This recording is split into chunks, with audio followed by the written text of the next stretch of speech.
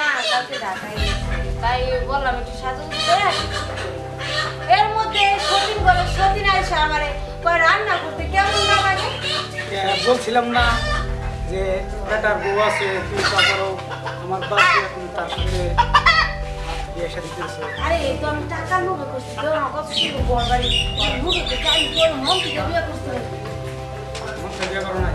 আরে না ওর মন থেকে বিয়ে করে ওরে তো মানে জাস্ট আমি পটাইছি মানে ওর টাকা আছে বেশি তারপরে কত ঘর কত সুন্দর সুন্দর জিনিস তার লেগে ওর আমি বিয়ে করছি। এই লোভেই হ্যাঁ নষ্ট করো।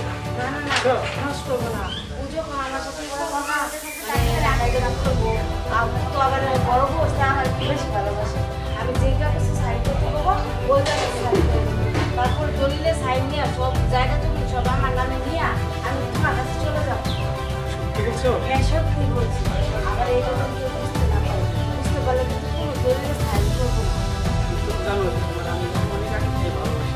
তারপরে তোমার কি মাথায় ঢুকলো তুমি একটা সংসারিয়ালা যার জামার সাথে তুমি বিয়ে করছো তার বউ আছে তুমি দেখি কিভাবে বিয়ে করছো?